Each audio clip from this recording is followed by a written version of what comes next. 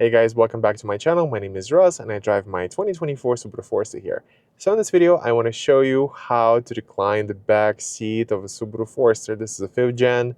They made this car from 2018 to 2024, and many people, even many reviewers who reviewed this car, and I don't blame them because you have only this much time to go through every car, have missed the point that the back seat does recline on Subaru Forester. And interesting thing is that I even heard a few reviewers knock this car down for the back seats not reclining, which is kind of funny, but it does recline. The back seat does recline, and let me show you how to do this. And once you know, your long rides in the back of the Subaru Forester are never going to be the same. Right now, the seat is in upright position, but as you could see, this little thing here, you could pull, and once you pull it, you could push it back and the seat is going to go back.